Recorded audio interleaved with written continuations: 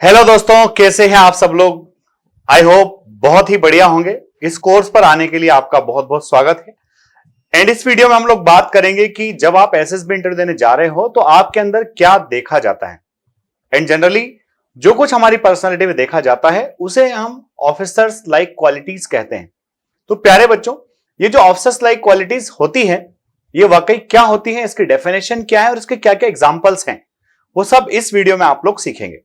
तो आइए स्टार्ट करते हैं ऑफिसर्स लाइक क्वालिटीज से। तो सबसे पहले मैं आपको बता देता हूं कि एसेसर्स हमारी बॉडी को पूरे 4 पार्ट्स में बांट करके इसको देखते हैं। और सबसे पहले आता है हमारा हेड पार्ट, उसके बाद ये फैक्टर 2 होता है, फैक्टर 3 और नीचे फैक्टर 4। तो पूरे बॉडी का असेसमेंट 4 अलग अलग फैक्टर्स में किया जाता है। सबसे पहले यह देखा जाता है कि बंदे का माइंड एक्टिव है, वर्किंग है या फिर नहीं है। तो यहां पर फैक्टर 1 से स्टार्टिंग होती है। और फैक्टर 1 में सबसे पहले क्या आता है, आप लोग देखेंगे फैक्टर 1 को हम कहते हैं प्लानिंग एंड ऑर्गेनाइजिंग। क्योंकि आर्म फोर्सेस जो है वो पूरी तरह से प्लानिंग और ऑर्गेनाइजर पर बेस्ड ऑर्गेनाइजेशन है। अगर आपके पास अच्छी प्लानिंग है, अच्छा ऑर्गेनाइज करने की आपके अंदर कैपेबिलिटी है, डेफिनेटली आप किसी भी डिफिकल्ट सिचुएशन को ओवरकम कर जाओगे। तो प्लानिंग एंड ऑर्गेनाइजिंग जो कि फैक्टर 1 है, इसका सबसे पहला क्वालिटी आता है मेरे प्यारे बच्चों इफेक्टिव इंटेलिजेंस। आपके अंदर इंटेलिजेंस है और वो इंटेलिजेंस कितना इफेक्टिव है। डियर स्टूडेंट्स, आप लोग पढ़ने में बहुत अच्छे हैं, आपने 10th में बहुत अच्छा स्कोर किया है, आपने 12th में बहुत अच्छा स्कोर किया है। इसका मतलब यह हुआ कि आप एकेडमिक्स में बहुत अच्छे हो। साथ ही साथ आपका वर्बल और नॉन वर्बल टेस्ट लेने के बाद में आपका OIR रेटिंग भी फिक्स हो जाता है। तो ये जो इफेक्टिव इंटेलिजेंस है ये OIR से और आपके 10th-12th के मार्क्स से थोड़ा सा अलग है। तो किस तरीके से अलग है, आप डेफिनेशन पर ध्यान दीजिए। This is the ability of a person to evolve solution to practical problems.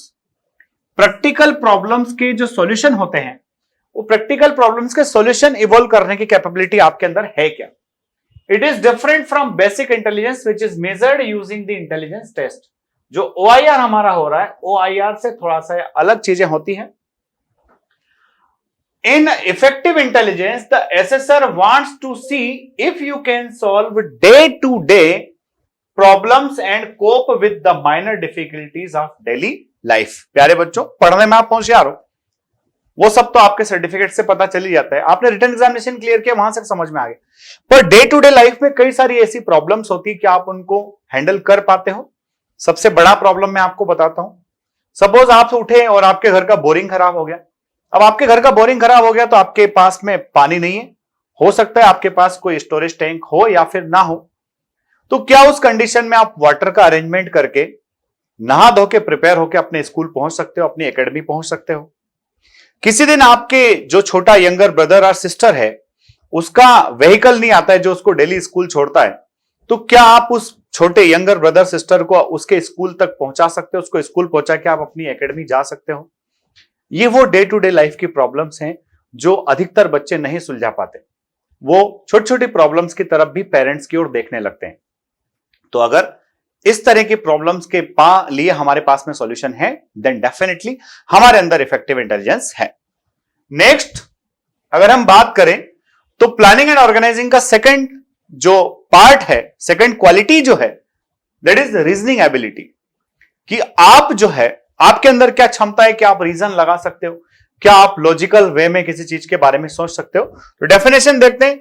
It is the ability of a person to grasp a given situation. कोई भी सिचुएशन जो आपको दी जाती है, क्या आप सिचुएशन को ठीक से समझ पाते हो, क्या आप उस सिचुएशन को ठीक से ग्रैस्प कर पाते हो।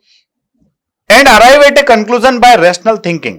कोई भी सिचुएशन अगर आपके सामने है तो वो situation in the sense of a problem है, तो क्या उस प्रॉब्लम का सॉल्यूशन आपके पास में है।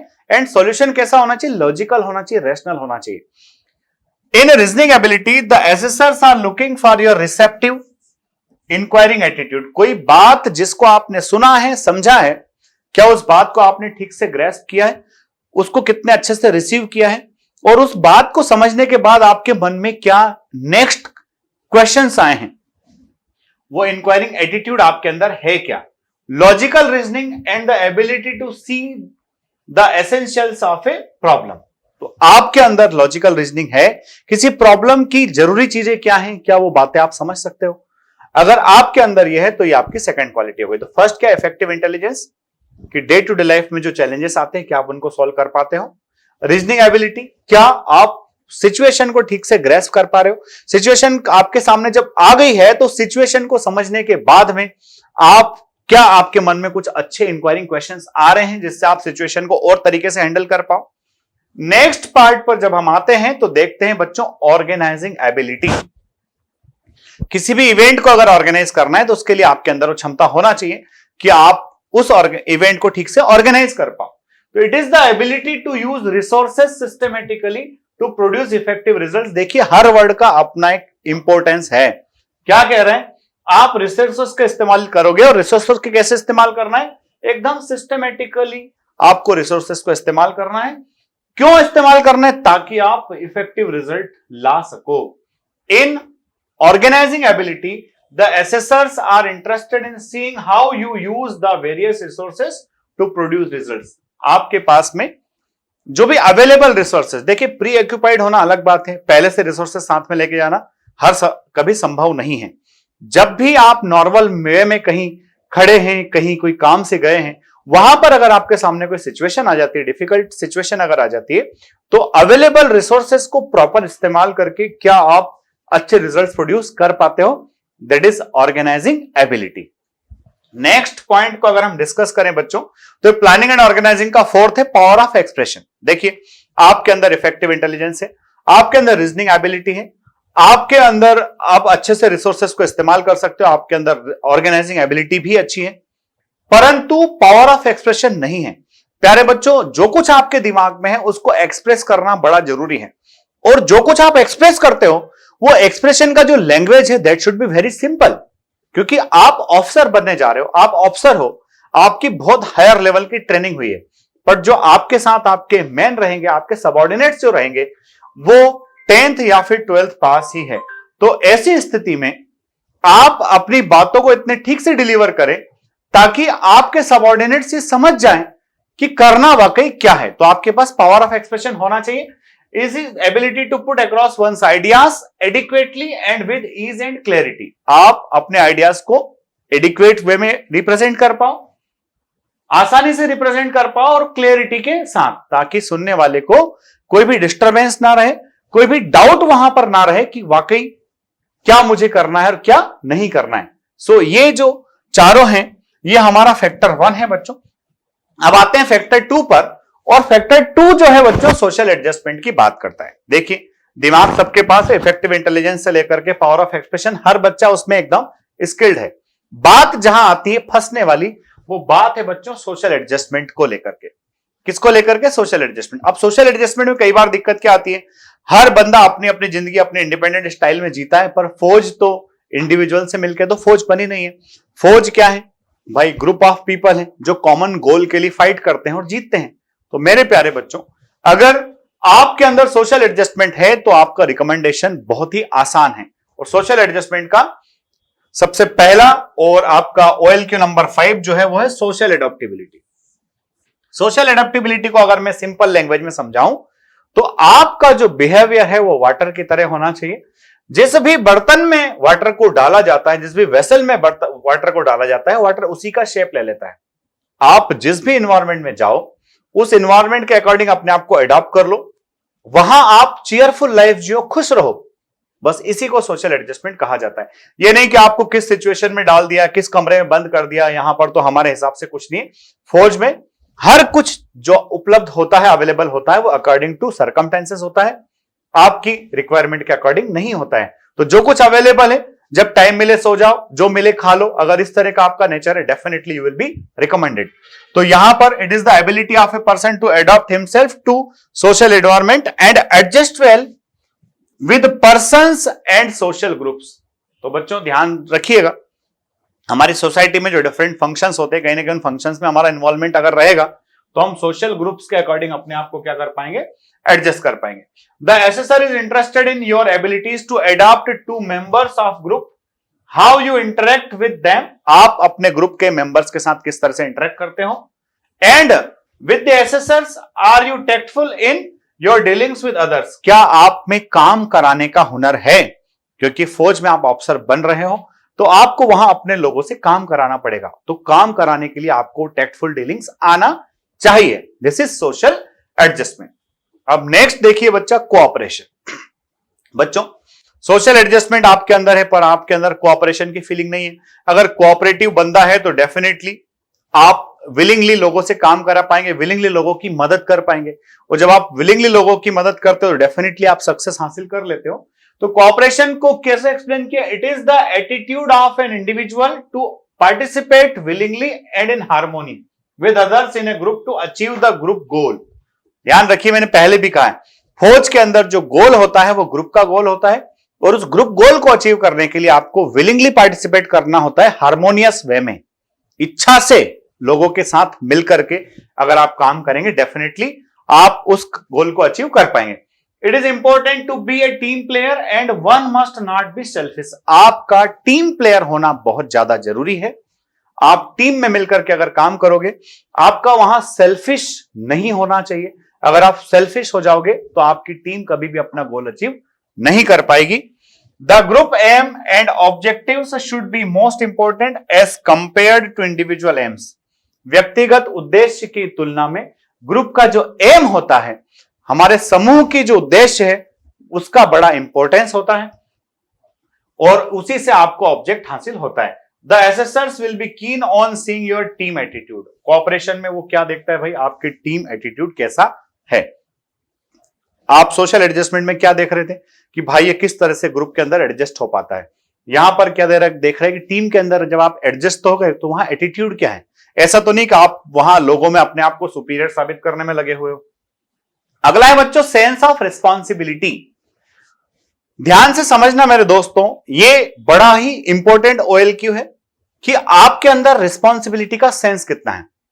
हम इस जिंदगी में 3 तरह के रोल प्ले कर रहे हैं। एक रोल है बच्चा चाइल्ड वाला, दूसरा रोल है बच्चा स्टूडेंट वाला, और तीसरा रोल है बच्चों सिटीजन वाला। बच्चा जिसको माता पिता बड़े लाड़ प्यार से रखते हैं, तो एज ए चाइल्ड हमारी क्या रिस्पॉन्सिबिलिटीज है। स्टूडेंट जो कि स्कूल कॉलेज के अंदर अपना रोल प्ले कर रहा है, तो वहां उसकी क्या रिस्पॉन्सिबिलिटीज है। एंड लास्ट एक सिटीजन की तरह। तो क्या एक बच्चा होने के नाते हम अपने रिस्पॉन्सिबिलिटीज को समझते हैं, घर में हमारी क्या क्या जवाबदारी हो सकती है, क्या हम उसको ठीक से रोल प्ले करते हैं। एक स्टूडेंट के नाते क्या हम बिना किसी के कहे पढ़ते हैं, क्या बिना हम किसी के कहे स्पोर्ट्स एक्टिविटी में अपने आप को इन्वॉल्व किए हुए हैं और अच्छा परफॉर्म कर रहे हैं। क्या अच्छे नागरिक होने के नाते हम देश के संसाधनों को, है ना, कंट्री के रिसोर्सेस को ठीक से इस्तेमाल कर रहे हैं। अगर ये कैरेक्टर हमारे अंदर है तो हमारे अंदर सेंस ऑफ रिस्पॉन्सिबिलिटी है, और जिस बंदे के अंदर सेंस ऑफ रिस्पॉन्सिबिलिटी है वो बंदा आसानी से अपने आप को कहीं भी एडजस्ट कर लेगा। तो सोशल एडजस्टमेंट के तीनों पार्ट्स हमने पढ़े। पहला सोशल एडजस्टमेंट, दूसरा कोऑपरेशन और तीसरा सेंस ऑफ रिस्पॉन्सिबिलिटी। अगला आता है बच्चों सेंस ऑफ रिस्पॉन्सिबिलिटी में। अगर आप देखोगे कि if a student you have not done well in school college and do not have a valid reason for poor performance, it will be interpreted as a low sense of responsibility। एक student के रूप में अगर school college में आपका score अच्छा नहीं रहा है, कई बार हमेशा बच्चे का स्कोर अच्छा हो ऐसा जरूरी नहीं है। अगर बच्चा स्पोर्ट्स एक्टिविटी में पार्टिसिपेट करता है या फिर और उसके कुछ रीजन से जिसकी वजह से अच्छा स्कोर नहीं कर पाया है तो चलेगा। बट अगर आपने कुछ भी नहीं किया है और उसके बावजूद भी आपका स्कोर लो है, तो ये शो करता है कि सेंस ऑफ रिस्पॉन्सिबिलिटी का आपके अंदर लेक है, अभाव है। तो इस तरह से। और नेक्स्ट आता है बच्चों फैक्टर 3 में। फैक्टर 3 में बच्चों नेक्स्ट है इनिशिएटिव, कि आप अच्छे लीडर हो, आपके अंदर लीडरशिप क्वालिटी है, जो कि फौज का सबसे पहला रिक्वायरमेंट है। अगर आप लीडर तो हो पर इनिशिएटिव नहीं लेते हो तो फिर आपकी लीडरशिप किसी काम नहीं आती है। तो बच्चों इनिशिएटिव आपके अंदर होना बहुत जरूरी है। It is the ability to originate an action. किसी भी एक्शन का आप शुरुआत करो, आपका अंदर इस तरह का बिहेवियर होना चाहिए। The assessor see if you take the lead in the right direction and sustain it till the result is achieved. ध्यान रखिएगा, शुरुआत करना है पर शुरुआत सही दिशा में करना है, और जो शुरू हमने किया उसको सस्टेन करना है, जारी रखना है। कब तक? जब तक कि आपने जो डिजायर्ड रिजल्ट है वो हासिल ना हो जाए। इसीलिए हम लोग पीपीडीटी की जो स्टोरीज लिखते हैं उसमें जो काम शुरू होता है उसको लास्ट में लाके खत्म करके हीरो को हैप्पी करा के फिर ही छोड़ते हैं। तो ये इनिशिएटिव भी एक बहुत ही इंपॉर्टेंट क्वालिटी। इसके बाद आता है बच्चों सेल्फ कॉन्फिडेंस। कि whatever you take in your hand, आप जो कुछ अपने हाथ में लेते हो उसको कंप्लीट करने के लिए आपके अंदर कॉन्फिडेंस चाहिए। और कॉन्फिडेंस बाहर से नहीं आता है, और बाहर का कॉन्फिडेंस हमें सक्सेस तक पहुंचा भी नहीं सकता। आपको खुद में सेल्फ कॉन्फिडेंस लेकर के आना होता है। तो एक सेल्फ कॉन्फिडेंट बंदा जो है वो अपने लक्ष्य को बड़ी आसानी से हासिल कर सकता है, अपने इनिशिएटिव को जो है वो सस्टेन करा सकता है। It is the faith in your own abilities to meet stressful and unfamiliar situations. ध्यान में रखिएगा, जब हालात हक में हो तो किस बात की परवाह, पर जब हालात हक में ना हो, जब एडवर्स सिचुएशन हो, उन एडवर्स सिचुएशन में सस्टेन करना बहुत ही डिफिकल्ट टास्क होता है। और वो खुद में भरोसा कि मैं इस विपरीत परिस्थिति, स्ट्रेसफुल कंडीशन से बाहर आ जाऊंगा, इसी को सेल्फ कॉन्फिडेंस कहा जाता है। तो सेल्फ कॉन्फिडेंस के बाद में नेक्स्ट आता है बच्चों स्पीड ऑफ डिसीजन। फौज के सामने, आर्म फोर्सेस के सामने जितने भी टास्क आते हैं, तमाम अर्जेंसी वाले टास्क आते हैं, कहीं फ्लड हो गया, कहीं अर्थक्वेक आ गया, सुनामी आ गई, या फिर दुश्मन की तरफ से हमें कोई इस तरह का हिंट मिला कि वो गड़बड़ कर रहा है, तो आपके पास बहुत ज्यादा सोचने समझने का टाइम नहीं है। और ना ही एक स्टूडेंट की तरह आपके साथ हमेशा आपके टीचर या फिर पेरेंट्स हैं जो कदम कदम पे आपको गाइड कर पाएंगे। आप ऑफिसर हो, यानी कि आप वो अथॉरिटी हो जो स्वयं वहां पर निर्णय लेने वाले हो। तो आपको निर्णय लेना भी है, आपको डिसीजन भी लेना है, तो decision should be quick and it should be appropriate as well. तो ध्यान रखिएगा बच्चों, स्पीड ऑफ डिसीजन में it is the ability to arrive at a workable decision quickly. आपका डिसीजन वर्केबल हो, आप तुरंत इस डिसीजन पर आ जाओ। There are two components of this, namely क्या क्या है? सबसे पहली बात एप्रोप्रिएटनेस, जो डिसीजन आपने लिया है वो कितना एप्रोप्रिएट है, और दूसरी बात ये डिसीजन कैसा होना चाहिए, क्विक भी होना चाहिए, क्योंकि सही डिसीजन अगर बहुत देरी से लिया जाए तो भी कई बार बहुत ज्यादा देर हो चुकी होती है। और यहां पर फौज में कोई रनर अप नहीं होता है, एक विजेता होता है और एक लूजर होता है। तो आपको हमेशा विजेता बनना है। विजेता बनने के लिए आपके डिसीजंस एप्रोप्रिएट होना चाहिए और साथ में क्विक भी होना चाहिए। आगे बढ़ते हैं मेरे प्यारे बच्चों, ability to influence the group. आपके अंदर कितनी क्षमता है कि आप अपने ग्रुप को इन्फ्लुएंस कर पाओ? क्यों बच्चों? क्योंकि आपको अपनी टीम को लीड करना है, you have to lead your man. और आपके लोग फोर्सफुली तो आपका साथ नहीं देंगे, फोर्सफुली तो आपकी सारी बातें नहीं मानेंगे। वो आपकी बात तब मानेंगे जब आप अपने लोगों को कन्विंस करा पाओगे, अपने लोगों को यह विश्वास दिला पाओगे कि आपने जो डिसीजन लिया है that is correct and the need of the time. आपने जो डिसीजन लिया है वो एकदम एप्रोप्रिएट है और समय की जरूरत भी है। तो इसको ध्यान में रखते हुए it is the ability of a person to influence others in the group to achieve the objectives set by him. What is seen? whether you can convince others to do things that you want them to do willingly without the use of any force। क्या आप अपने लोगों को तैयार कर पाते हो कि जो आप चाहते हो वो आपके लोग करें, और वो भी कैसे करें? इच्छा शक्ति के साथ, विलिंगनेस के साथ। बच्चों ये हमारा 11th OLQ था, और इसके बाद अब आता है लाइवलीनेस, चीयरफुलनेस जिसको आप कहते हैं। तो लाइवलीनेस और चीयरफुलनेस जो है मेरे प्यारे बच्चों, ये क्या है कि जब अच्छा समय होता है हर आदमी खुश रहता है, जब रिजल्ट हमारे अकॉर्डिंग आ रहा है तो हर कोई हैप्पी है। बट जब अनफेवरेबल सिचुएशंस आती हैं, जब स्ट्रेसफुल सिचुएशंस आती हैं, क्या आप उन सिचुएशंस को ठीक से डील कर पाते हो? उस समय आप अपने सेल्फ कॉन्फिडेंस को बरकरार रख पाते हो? क्या अपने लोगों को मोटिवेट करके आगे ले जा पाते हो? यही लाइवलीनेस है। It is the capacity of a person to remain calm and cheerful when faced with difficulties and bring about a cheerful atmosphere in the group. Difficulties के टाइम पे आप अपने लोगों को चीयरफुल रख पाते हो, उनको आप जो है प्रेरित कर सकते हो, इंस्पायर कर सकते हो। क्या आपके अंदर ये क्वालिटी है? What is seen? Whether you get unduly worried और disturbed when faced with difficult situation. Difficult situation जब आ जाए आपके सामने तो आप बहुत ज्यादा घबरा तो नहीं जाओगे, खुद ही तो डिस्टर्ब नहीं हो जाओगे, क्योंकि साहब खुद अगर डिस्टर्ब हो गए तो फिर सबऑर्डिनेट्स के अंदर कॉन्फिडेंस कहां से बचेगा? तो इसके लिए आपको ध्यान में रखना है कि whenever you face any difficult situation, you need to be lively। आपके अंदर चीयरफुल रेस रहना चाहिए। नेक्स्ट OLQ पर अगर हम आए तो यहां देखते हैं डिटर्मिनेशन। प्यारे बच्चों, इनिशिएटिव कोई भी व्यक्ति ले सकता है, उसके अंदर सेल्फ कॉन्फिडेंस भी हो सकता है, पर यह इनिशिएटिव कब कंप्लीट होगा? जब आपने आपका डिजायर्ड गोल कंप्लीट कर लिया। तो डिजायर्ड गोल को कंप्लीट करने के लिए, अचीव करने के लिए आपके अंदर डिटर्मिनेशन होना चाहिए, आपके अंदर वो परस्यू करने की क्षमता होना चाहिए।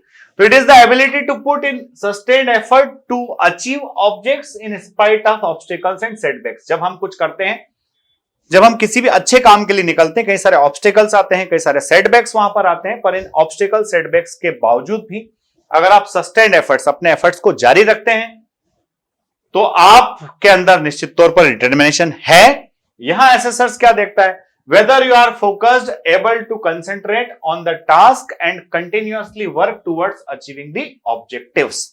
क्या आप अपने ऑब्जेक्टिव्स को हासिल करने के लिए सस्टेन, फोकस्ड होकर के, कंसेंट्रेट होकर के सस्टेन्ड एफर्ट्स लगा रहे हो। प्यारे बच्चों, डिटर्मिनेशन के बाद में नेक्स्ट है आपका करेज। आप सब कुछ आपके अंदर है, साहस भी तो चाहिए, क्योंकि जब सामने से कान के पास से गोली निकलती है ना, कुछ समझ में नहीं आता कि क्या करें। ऐसे में आपका करेज आपको आगे बढ़ाता है, आपका करेज आपको प्रोमोट करता है। तो करेज क्या है? It is the ability to appreciate and take positive risk. आपको ये अप्रिशिएट करता है, आपको पॉजिटिव रिस्क लेने के लिए मजबूत करके आगे बढ़ाता है। What is important is to take risk only where required and to after careful thought. जहां जरूरी हो वही रिस्क लिया जाए, और ये रिस्क बिल्कुल सोच समझ करके लिया जाना चाहिए। Some candidates tend to make rush decisions which may endanger the life of subordinates and that is undesirable.